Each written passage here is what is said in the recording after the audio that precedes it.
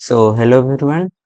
आज हम सभी लोग एक्सरसाइज 5.4 करेंगे। ये आपके एनसीईआरटी में ऑप्शनल है, मतलब ऐच्छिक दी गई है कि इससे आप चाहें तो स्किप भी कर सकते हैं, लेकिन हम इसे कर लेंगे क्योंकि हो सकता है कि बोर्ड का कोई भरोसा नहीं है कि कहाँ से क्वेश्चन बना दे। और आपकी जो एक्सरसाइज 5.3 थे उसके 2 क्वेश्चन छूट गए थे। मुझे लगा था 18 ही क्वेश्चन होंगे एक्सरसाइज में, लेकिन 20 थे, तो 2 क्वेश्चन छूट गए थे। वो भी इसमें हम ऐड कर लेंगे। ठीक, तो बढ़ते हैं अपने फर्स्ट क्वेश्चन की तरफ। फर्स्ट क्वेश्चन है आपका कि 200 जो लट्ठों की एक ढेरी है। ठीक, रुकिए देखते हैं। 200 लट्ठों की ढेरी के रूप में इस प्रकार रखा जाता है कि सबसे नीचे वाली पंक्ति में 20 लट्ठे हैं और उससे अगली पंक्ति में 19 लट्ठे हैं। तो मतलब इसमें क्या है, 20 हैं। ठीक, इसमें क्या है, 19 लट्ठे हैं और इसमें क्या है, 18 हैं। तो ये टोटल जो ऐसे पंक्तियां कुछ और बनती चली जाएंगी ना, कुछ यहाँ तक मान लो कि ऐसे, यहाँ से ऐसे, फिर कुछ ऐसे ऐसे, मतलब पंक्तियां बनती चली जाएंगी। घटते चले जाएंगे लट्ठे। ठीक, तो वो समझ में आ गया होगा कि कैसे पंक्तियां बनेंगी। तो हमें बताना है कि सबसे ऊपरी पंक्ति में कितने लट्ठे हैं और इसमें पंक्तियां कितनी बनेंगी। तो सम आपको दिया हुआ है, तो देखिए लट्ठों की, अगर हम ये पंक्ति में लट्ठों की संख्या की बात करें तो 20 है, 19 है, फिर 18 होगा। ऐसे ही कुछ पेनवा पद भी होगा, मतलब जो अंतिम पंक्ति होगी उसमें कुछ इतने लट्ठे होंगे। तो हमें ये भी बताना है कि कितनी पंक्तियों में रखे गए, यानी एन की संख्या, और सबसे ऊपरी पंक्ति में यानी ए एन की संख्या, दोनों हमें बतानी है। हमें पता क्या क्या है, ए पता है हमें 20 है, और डी पता है हमें कितना है, माइनस का 1 है। देखो 20 से 19 हो रहा है और 19 से 18 हो रहा है, एक एक घट रहा है, तो डी हमारा -1 है। और यस एन कितना है, ये है हमारा 200, क्योंकि टोटल लट्ठों मतलब लट्ठों की संख्या तो 200 ही है। तो फॉर्मूला रख देते हैं एस एन का। तो एस एन बराबर होगा n/2 और 2a plus n-1 into D. ठीक, तो 200 बराबर n/2 और यहाँ पे 40 हो जाएगा। ठीक, n-1 और यहाँ पे -1 हो जाएगा। तो अगर इस इधर में भेजूं तो ये 400 बना लेगा n, और ये 40, और अगर मैं अंदर ब्रैकेट ओपन करूं तो -n+1 हो जाएगा। तो यहाँ पे बन के आएगा हमारा 400 equals to 40n -n² plus n। तो अगर हम सब कुछ इधर लेकर आए तो आपकी इक्वेशन क्या बन जाएगी, यहाँ पे देखिए इक्वेशन आपकी बन जाएगी n² -41n, और ये हो जाएगा हमारा, ये यहाँ पे प्लस का 400 होगा कि नहीं होगा। अब हमें देखना है कि 400 के दो गुणनखंड करो कि 41 बना ले। देख लेते हैं यहाँ पे कोई गड़बड़ी तो नहीं हुई है। ठीक है, सही है। ठीक। तो यहाँ पे 40 के ऐसे दो गुणनखंड करिए कि ये बन जाए 41 आ जाए, या इसको वैसे भी हम कर सकते हैं। कैसे, मतलब सीधे सूत्र लगा के, तो हम गुणनखंड ही कर लेते हैं 400 के। तो 200, फिर 2 से तो 100, फिर 2 से 50, फिर 2 से तो 25, तो यहाँ पे 5 और 5 आएगा।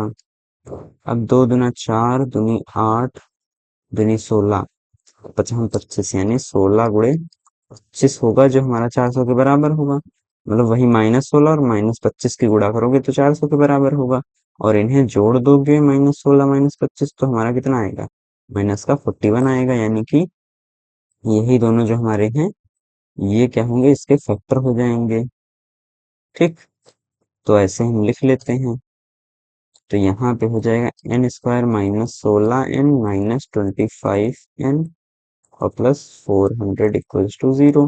तो n कॉमन लो तो n-16 आएगा, यहाँ पे -25 कॉमन लो तो n-16 आएगा इक्वल्स टू 0। तो n-16 और n-25 बराबर 0, यानी n की दो वैल्यूज आई, 16 आई और n की वैल्यू क्या आई, 25 आई। ठीक, अब हम देख लेते हैं कि जब n की वैल्यू हम 16 और 25 रखेंगे तो एक an की वैल्यू क्या बन रही है। an क्या होता है, an होता है a plus n-1 into D. तो ए रखा हमने 20, ठीक, और एन 16 रखा, तो 16 माइनस वन कितना हो गया, और डी, डी हमारा -1 था, तो ये बन जाएगा 20, और यहाँ पे ये -16 हो जाए, -15 हो जाएगा ना। देखो ये 15 हुआ, और इसकी गुणा जब -1 से करोगे तो -15 हो जाएगा, तो 5 आएगा। अगर हम 25 एन की वैल्यू रख देते हैं तो यहाँ पे 24 आएगा, ठीक, और ये जब -1 से गुणा करोगे तो यहाँ -24 आएगा, यानी एन हमारा माइनस में आ जाएगा, यानी इसीलिए हम ये नहीं ले सकते। हमारा जो सही आंसर होगा वो क्या होगा, वो होगा हमारा एन बराबर हो जाएगा 5, और एन की वैल्यू आ जाएगी हमारी 16। समझ में आ गया होगा आई होप आपको। फिर नेक्स्ट क्वेश्चन। अब ये क्या है, एक आलू दौड़ में प्रारंभिक स्थान पर एक बाल्टी रखी हुई है, ठीक, यहाँ पे एक बाल्टी रखी हुई है, और जो पहले आलू से 5, यहाँ पे पहला आलू था, यहाँ पे कुछ पहला आलू था, दूसरा आलू यहाँ पे, तीसरा आलू यहाँ पे, तो ऐसा बताया गया है कि पहले आलू से ये 5 मीटर की दूरी पर है, फिर सभी आलूओं के बीच की दूरी क्या है, 3-3 मीटर है, ऐसे ऐसे। तो हमें इसी तरीके से 10 आलू यहाँ तक रखे गए हैं, तो आपको बताना है अन्य आलुओं को परस्पर 3 मीटर में। तो इसको आई थिंक इसमें क्वेश्चन थोड़ा लिखा नहीं है, हाँ, नहीं लिखा है इसमें। इसमें आई थिंक ये बताना था कि कुल दूरी कितनी तय करेगी, ये जो लड़की है ये सभी आलू को उठाने में कुल दूरी कितनी तय करेगी। तो देखो, इसको ऐसे समझो, मिटा देता हूँ फिर आपको बताता हूँ। यहाँ पे लाइन लेकर दूँ, देखो, पहली बार में वो इतनी दूरी तय करेगी, पहली बार में कितनी दूरी तय करेगी, इतनी, ठीक। फिर इसमें कलर चेंज कर लेते हैं, फिर जब दोबारा जाएगी तो यहाँ से यहाँ तक, अभी आप समझ में आ जाएगा आपको। फिर दोबारा जब जाएगी तो यहाँ से यहाँ तक, ठीक, ऐसे जाएगी, और जब जाएगी तो उसे वापस भी तो आना होगा ना, ऐसा तो है नहीं कि हाँ बस चली ही जाएगी। तो अगर, रुकिए यहाँ से देखिए, ये ऐसे जाके वापस भी तो आएगी ना, आएगी कि नहीं आएगी, यहाँ से ऐसे जाके वापस भी तो आएगी, ऐसे आएगी कि नहीं आएगी, यहाँ से भी जब जाएगी तो वापस आएगी,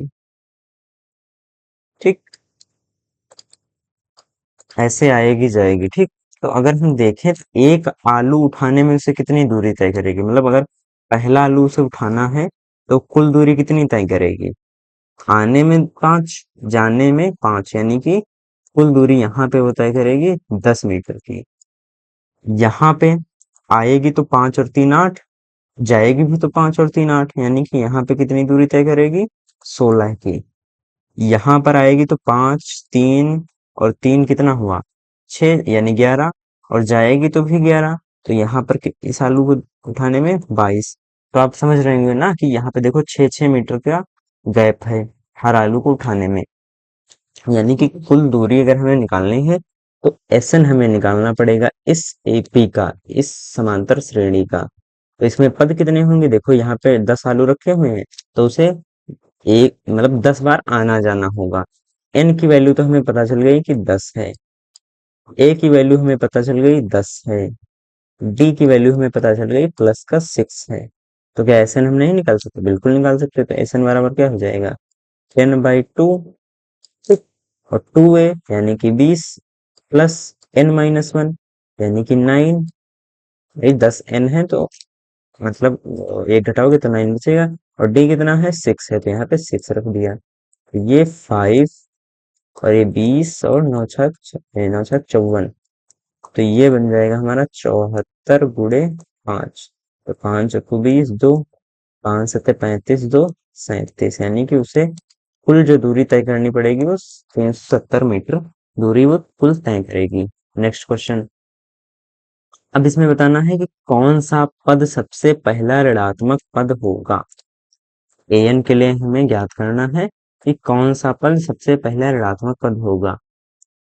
तो an ये भी संकेत आप यूज कर सकते हैं, अभी मैं बताऊंगा कि कैसे। तो मान लीजिए कि ये कोई यही समांतर श्रेणी है, 121 लिखा हुआ है, 117 लिखा हुआ है, 113 लिखा हुआ है, डॉट डॉट डॉट, ठीक। यहाँ पे जीरो है। अब ये हम नहीं कह रहे हैं, रुको इसको ऊपर थोड़ा लिख देता हूँ। ये मान लीजिए यहाँ पे कुछ जीरो है, मतलब यहाँ पे कोई नंबर आएगा, मान लो कि यहाँ पे कुछ एम आ गया नंबर। अब हो सकता है जीरो हमारी समांतर श्रेणी में आए, या हो सकता है नहीं आए। और यहाँ पे मान लो कुछ, देखो यहाँ पे कुछ क्यू नंबर है, ठीक। तो देखो ये आ रहा है, मतलब अगर हम उस पे नंबर लाइन पे बात करें, तो जो हमारा जीरो के बाद आता है कोई नंबर, तो वो निगेटिव होता है, यानी कि क्यू वाला ही हमारा जो इसका आंसर बन जाएगा। हमें क्यू बतानी है, क्यू की वैल्यू बतानी है क्या होगा। और हमें ये भी पता कर सकते हैं कि जीरो होगा कि नहीं होगा। तो सबसे पहले हम दो तरीके हैं, या तो हम इसका जो आपके क्वेश्चन दिया गया है इसको यूज करके भी कर सकते हैं।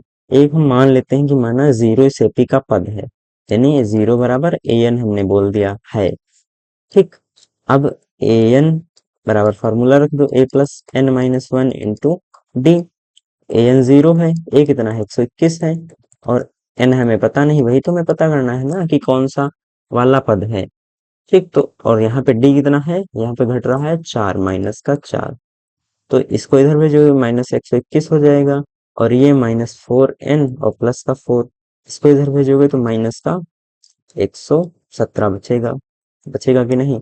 और ये माइनस का 4n, तो n की जो वैल्यू आएगी 117/4, ये कटेगा तो है नहीं, यानी कि जो हमारा जीरो है ये तो हो नहीं सकता है।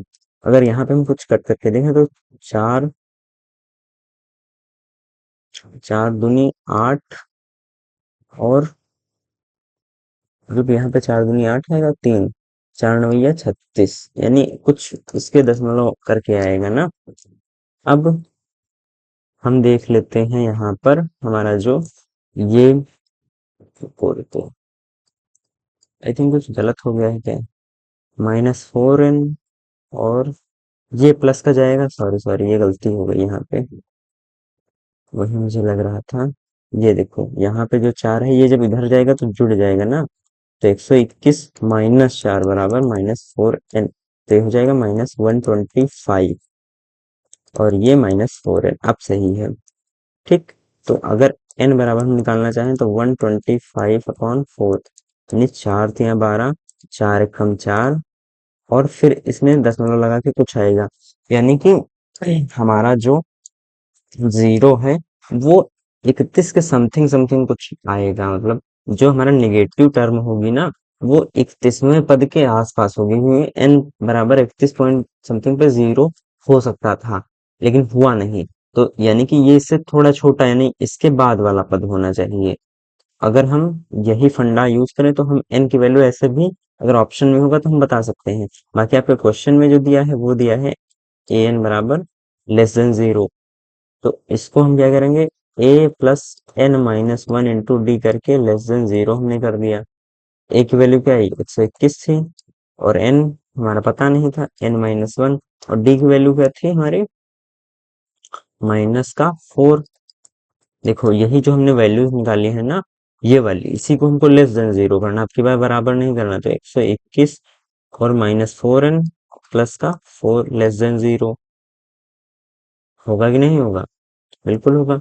अब ये हो जाएगा 125, और इसको लेस देन हम 4n बोल सकते हैं, यानी कि n जो है हमारा बड़ा है 125/4 से, और इसकी वैल्यू क्या निकल के आएगी 31 दशमलव समथिंग समथिंग, और इससे n बड़ा है, यहाँ पे कुछ दशमलव लगा है, यहाँ पे कुछ नंबर लिखा होगा, ठीक। 31 से बड़ा अगला पूर्णांक, क्योंकि n तो एक पूर्णांक ही होगा ना, n एक पूर्णांक होगा, और 31 दशमलव समथिंग समथिंग से बड़ा अगला पूर्णांक क्या होगा 32 होगा, यानी कि जो सबसे पहला ऋणात्मक पद होगा वो उसके लिए n की वैल्यू 32 होगी। तो हम a32 की बात कर रहे हैं, ये हो जाएगा a प्लस 31 इंटू डी। ए था हमारा 121 माइनस, लगा लो क्योंकि डी की वैल्यू माइनस है ना, और 4 तिया 12, यानी -3 4 एकम 4 और 4 तिया 12, यानी -3 जो हमारा होगा वही सबसे पहला ऋणात्मक पद होगा। नेक्स्ट क्वेश्चन देखते हैं। किसी एपी के तीसरे और सातवें पद का योग, यानी कि हमें बताया गया है ए3 प्लस A7 बराबर दिया गया है 6, और A3 इंटू A7 दिया गया है 8। इस AP के प्रथम 16 पदों का योग यानी कि S16 हमें निकालना है। ठीक, S16 क्या हो जाएगा 16/2 और यहाँ पे 2A plus n-1 into D. ठीक, अब हम यहाँ से A3 ये पहली इक्वेशन बन जाएगी और ये सेकंड इक्वेशन बन जाएगी। फर्स्ट इक्वेशन देखिए तो यहाँ पे A plus 2D plus A plus 6D यही तो होगा ना, और ये बराबर है 6 यानी 2A प्लस 8D की वैल्यू आ गई 6 यानी A प्लस 4D की वैल्यू आ गई यहाँ से 3। ठीक, A प्लस 4D की वैल्यू आ गई 3। अब A plus 2D into A plus 6D की वैल्यू आपको दी गई है 8। यही तो दिया गया है ना। देखिए, अब यहाँ से हम क्या कर सकते हैं कि या तो A की वैल्यू यहाँ पे रख दें या तो हाँ A की वैल्यू हम निकाल लेते हैं। A की वैल्यू क्या आएगी 3 माइनस 4D आएगी, तो यहाँ पे रख दीजिए 3 माइनस 4D। 3 माइनस 4D तो यहाँ पे रखिए 3 माइनस 4D, ये प्लस 2D भी रहेगा। 3 minus 4D plus 6D equals to 8। तो ये हो जाएगा 3 माइनस 2D और यहाँ पे आएगा 3 प्लस 2D इक्वल्स टू 8। ये बनेगा 9 स्क्वायर माइनस 4D का होल स्क्वायर इक्वल्स टू 8। बनेगा कि नहीं बनेगा? अब 81 होगा नहीं, सॉरी सॉरी सॉरी, ये हो जाएगा 3 स्क्वायर यानी 9। अब 9 minus 8 equals to 4D square, ये 1 आएगा और ये यहाँ पे 4D स्क्वायर। अब D बराबर आ जाएगा हमारा 1/2 प्लस माइनस, आएगा कि नहीं आएगा? 4 को इधर भेजोगे तो D बराबर तो हमारा ये आ गया प्लस माइनस, यानी A की वैल्यू अगर हम यहाँ से निकाल लें तो 3 माइनस 4 इंटू 1/2, ये भी तो रख सकते हैं हम ना। तो ये हो जाएगा 2 यानी 1 आएगा जब हम क्या रखेंगे वैल्यू पॉजिटिव रखेंगे। अगर हम नेगेटिव वैल्यू रख दें, जैसे मान लो ये पॉजिटिव वाले है, जब ये नेगेटिव वैल्यू 3 माइनस एक पॉजिटिव बन जाएगा और 1/2 नहीं 2, जब पॉजिटिव यहाँ पे नेगेटिव वैल्यू रखोगे तो पॉजिटिव बन जाएगा। तो रुको देख लो, मैं बता रहा हूँ कि कैसे हुआ ये पॉजिटिव। 3 माइनस 4 इंटू डी की वैल्यू माइनस में रखो ऐसे, तो ये कटेगा 2 टाइम्स और ये जो माइनस माइनस प्लस हो जाएगा, यानी ए नेगेटिव जब वैल्यू हम डी की रख रहे हैं तो ये आ रहा है 5 और ए जब हम डी की वैल्यू पॉजिटिव रख रहे हैं तो आ रहा है 1। अगर हम फॉर्मूले में यहाँ पर S16 की बात करें तो ये 8 और 2A, यानी कि अगर हम पहले A की बात करें पॉजिटिव वाला, जब हमने ये पॉजिटिव लिया था तो 2 इंटू 1 हो जाएगा और प्लस n कितना था 16 था ना, तो ये 15 और d कितना हो जाएगा 1/2, यानी कि 8 2 प्लस 15/2, यानी कि ये कुछ आएगा 8 और 19/2 और 2 चक्कू 8 यानी 19 चौक 4 9 या 36 19 चौक 76 आएगा। ठीक, जब हम डी की वैल्यू पॉजिटिव लेंगे और ए की वैल्यू भी जो हमारी उससे आएगी वो लेंगे। फिर आपका क्या हो सकता है 16, जब 8 और यहाँ पे हम क्या लेंगे ए की वैल्यू जब डी नेगेटिव रखने पे, यानी कि 2 पंचे 10 प्लस 15 इंटू डी कितना था हमारा माइनस का हाफ यानी -1/2, तो यहाँ पे 8 आ जाएगा और ये आपका बना लेगा -15/2, तो ये 20 और -15 और ये बटे में 2, तो ये कट कर देगा 4, यानी कि 4 इंटू 20 में से 15 जाएगा 5 यानी कि 20।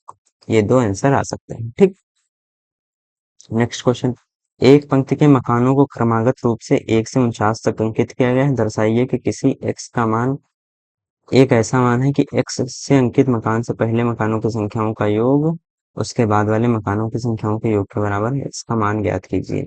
तो यहाँ पे हमें यही बताया गया है x-1 और S19 माइनस SX की जो वैल्यू है वो इसको मतलब संकेत बता दिया गया है, यानी कि यहाँ से एक डॉट डॉट डॉट कुछ x था यहाँ पे और यहाँ पे 49 है। तो इसमें ऐसा बोला गया है कि x से अंकित मकान से पहले मकानों की संख्याओं का योग, यानी कि यहाँ से यहाँ तक की संख्याओं का योग। ठीक, ये एक्सवां मकान है, मतलब एक्सवां मकान है, तो यहाँ पे एक्स माइनस वनवा मकान होगा, यानी वन से इसका योग बराबर है हमारे इसके बाद वाले मकानों की संख्या के योग के बराबर। तो अगर इसके बाद वाले यहाँ से यहाँ तक के योग हमें निकालने हैं तो हमें क्या करना होगा, टोटल मकान जितने हैं यहाँ से यहाँ तक उनका योग कर लें और यहाँ से फिर उसको हम घटा दें। समझ में आया? देखो, यहाँ से यहाँ तक हमें योग निकालना है, तो कैसे निकलेगा, टोटल हमने मकानों का योग ले लिया, फिर इस संख्या से मतलब इसको घटा दिया तो इतने ही तो बचेंगे ना। और इसमें तो डायरेक्ट हमें पता था कि वन से लेके यहाँ तक आना है बस। ठीक, तो वही आपको संकेत दिया गया है, इसको मिटा देता हूँ तो आपको समझ में आ जाएगा। ठीक, तो हम उसी संकेत का यूज करके और लगा लेंगे। तो मकानों की संख्या क्या होगी, वन होगी, टू होगी, थ्री होगी, फोर होगी, डॉट डॉट डॉट डॉट, ऐसे ही 49। तो अगर मैं एस एक्स माइनस वन की बात करूं तो ये आएगा x minus one by two, और यहाँ पे two into one plus x minus one, ये तो n की वैल्यू हो गई ना, माइनस वन करोगे और d क्या है आपका, पॉजिटिव का वन है, तो यहाँ पे इसकी वैल्यू आएगी x minus one by two, और टू प्लस यहाँ पे एक्स माइनस टू और इंटू वन, तो उससे कुछ होगा नहीं, तो ये कट जाएगा, तो इसकी वैल्यू कुछ आएगी x x minus one by two, ये वैल्यू आ गई। अब हम यहाँ पे वैल्यू निकाल लेते हैं S49 की, तो S49 क्या हो जाएगा, 49/2, 2a यानी कि 1 प्लस 48 इंटू वन, क्योंकि d की वैल्यू भी मतलब 48 इंटू वन हो जाएगा, तो यहाँ से अगर हम कट करना चाहें तो ये कितनी बार कट जाएगा, तो ये आ जाएगा 49 इंटू, और ये वन और ये 24 जुड़ के 25 हो जाएगा, तो 25 नवा 225, 22 आया, 25 चक्कू 100, 122, 122, यानी कि ये 1225 इसकी वैल्यू आ गई। एस एक्स की वैल्यू निकाल लो, एस एक्स हो जाएगा x by two, two plus x minus one into one, यही होगा ना। तो यहाँ पे अगर हम देखें एक्स बाई टू और two plus x minus one, तो इसकी वैल्यू आ गई x plus one into x और बाई टू, ऐसा हमने कर दिया। यानी कि हमारा इक्वेशन क्या बन रही थी हमारी, कि एक्स और x minus one by two, यानी इसकी वैल्यू किसके, S S x minus one की वैल्यू किसके बराबर थी, 49, यानी कि 1225 माइनस एक्स प्लस वन और एक्स अपॉन में, अगर हम यहाँ पे भी दो से गुणा कर दें तो हम नीचे दो लिख सकते हैं, दो से दो कैंसिल आउट हो जाएगा, तो यहाँ पे एक्स,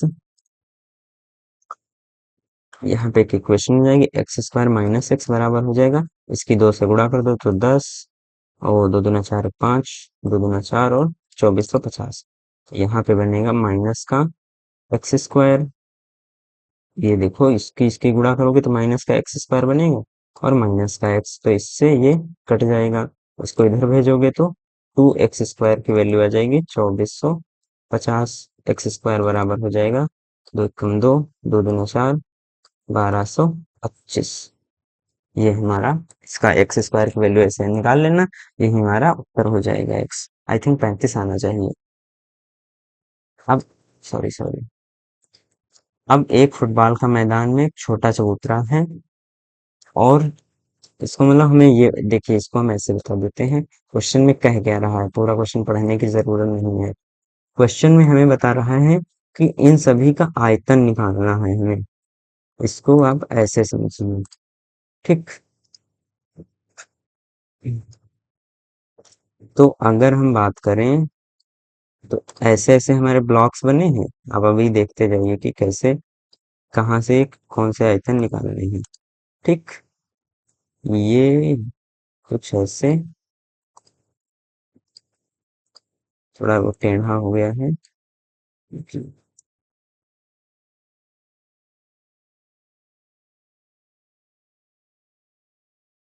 चलिए कोई बात नहीं, ये टेढ़ा हो गया, चलिए देखते हैं अगर ये हट जाए, हाँ ये हट गया, हम्म अब ये सही है। ठीक, यहाँ पर एक और मैं बना लेता हूँ, आई थिंक इतने में आपको समझ में आ जाएगा। इसको येलो से कर दिया, तो यही बोल रहा है कि इसमें जो आपकी ये लेंथ है, ये आपको पता है कि 50 मीटर है। ठीक। और ये भी आपको बता दिया है कि जो इसकी फैलाव है वो 1/2 मीटर का है। और आपको यहाँ पे इसकी इनिशियल ऊंचाई क्या बता दी है, 1.4 मीटर। मतलब ये जो ऊंचाई है ना, ये 1.44 है। समझ रहे हैं ना, ये 1.44 है। हमें क्या बताना है कि इस पूरे सीढ़ी में कंक्रीट का आयतन कितना है। तो अगर हम यहाँ पे मतलब ये देखो ऐसे ऐसे ब्लॉक बनेंगे, यहाँ पे अगर मैं बात करूं तो कुछ ऐसे ऐसे। तो इन्हीं सारे आयतनों को मैं अगर ऐड कर लूं, V1 V2 V3 dot dot dot, और यहाँ पे ये V13 हो जाएगा, क्योंकि 13 13 वो है ना चढ़ाइयाँ, नहीं 15 है ना। तो ये V15, ये V14 हो जाएगा, ये V13 हो जाएगा। तो अगर मैं, ये हमारी श्रेणी बन जाएगी एक, देखिए पहली सीढ़ी का आयतन कितना हो जाएगा, 1/4 आपके में दिया भी है, 1/2 इंटू 50 लंबाई गुणे चौड़ाई गुणे ऊंचाई। ये ऊंचाई हो जाएगी, ये चौड़ाई हो जाएगी, और ये लंबाई हो जाएगी। ठीक। तो इसका आयतन कितना निकल के आएगा, ये निकल के आएगा आपका, या इसको मैं दूसरे तरीके से बताता हूँ। देखिए सभी में आपके एल और बी तो फिक्स ही है। H1 मतलब H ही तो वेरिएबल है ना। तो अगर मैं बात करूं तो L B H2 L B H3 dot dot dot plus L B H15। तो अगर मैं एल बी कॉमन ले लूं तो एल बी, और ये आएगा H1 plus H2 plus H3 dot dot dot plus H15। अब मैं H1 H2 H3 की वैल्यू रखता चला जाऊंगा। तो एल बी H1 क्या है, 1/4 है, और ये क्या हो जाएगा, 1/2 हो जाएगा, ये क्या हो जाएगा, 1 हो जाएगा। देखो क्योंकि जो अपना पिछला वाले से ये एक एक 1.4, देखो 1/4 प्लस 1/4 है, ये दूसरी सीढ़ी की ऊंचाई, ये 1/2 हो जाएगी। तीसरी सीढ़ी की ऊंचाई, रुको थोड़ा गलत हो गया यहाँ पे, दोगुना नहीं हो रहा है। ठीक। यहाँ पे अब जब तीसरी सीढ़ी की बात आएगी तो 1/2 प्लस 1/4 होगा, तो ये आ जाएगा 4, और ये 3/4, यानी कि इसकी वैल्यू आएगी यहाँ पे 3/4। अगर यहाँ पे भी 4 लिख लूँ तो ये 2/4, ये आएगी आपकी 4/4, ये आएगी आपकी 5/4, ऐसे ही डॉट डॉट डॉट, ये आएगी आपकी 15/4। देखो आएगी कि नहीं आएगी। तो अगर मैं इसका एडिशन करना चाहूँ तो मैं ऐसे कर सकता हूँ कि एल बी 15 टर्म है तो 15/2, और 2 × 1/4। ठीक। या रुको रुको, इसको मैं, क्योंकि मुझे लास्ट टर्म भी तो पता चल गई, तो इसको मैं ऐसे लिख सकता हूँ 1/4 प्लस 15/4। एल बी की वैल्यू कितनी थी, एल बी की वैल्यू थी हमारी 50 गुणे 1/2 इंटू, अंदर में सॉल्व कर लेता हूँ, 15/2 इंटू, अब इसको ऐड करोगे तो 16/4 होगा। तो ये 4 दूनी 8, दूनी 16, तो ये 15 दूना, या इस 2 से इस 2 को हटा दो, तो 15 × 50, यानी कि 15×5 = 75, 750 मीटर क्यूब इसका जो होगा आंसर आएगा। Next question. आई थिंक आपकी एक्सरसाइज पूरी फिनिश हो गई है यहाँ पे। तो हमने समांतर श्रेणी पूरा चैप्टर खत्म कर लिया है। अगर हम कोई रिवीजन की बात करें तो हमने पहले देखा समांतर श्रेणी कब होती है, कोई भी समांतर श्रेणी कब होती है, जब हमारे D1 D2 D3 ऐसे ही हमारे डॉट डॉट डॉट Dn तक जो बराबर हो। D1 की वैल्यू क्या होती थी, A2 माइनस A1, या इसी तरीके से मैं Dn की वैल्यू अगर बोल दूं तो Dn की वैल्यू क्या हो जाएगी, an माइनस an-1। ठीक। या यहाँ पे Dn-1 की वैल्यू हो जाएगी है, क्योंकि ये एक कम होता है ना। ठीक, समझ में आएगा आपको, ये हो जाएगी Dn-1 की वैल्यू। अब मैंने क्या बताया था आपको, फिर an पद बताया था, तो ये होता था a plus n-1 into D, या इसे a1 plus n-1 into D बोल के Sn के फॉर्मूले बताए थे, n/2 2a plus n-1 into D. एक फॉर्मूला ये बताया था n/2 a प्लस l, या इसे ही an भी लिख सकते हैं। ठीक। S1 बराबर A1 मैंने बताया था, ठीक। और S N minus S N minus one क्या होता है, ए एन के बराबर होता है। ये कुछ फॉर्मूले आप रिवाइज कर लेना, ठीक। आई होप आपको ये चैप्टर समझ में आया होगा, और पूरे इस चैप्टर की प्लेलिस्ट बनी हुई है, आप जाकर अगर आपने यहीं से स्टार्ट किया है तो आप चैप्टर पूरा कवर कर सकते हैं। Thank you very much.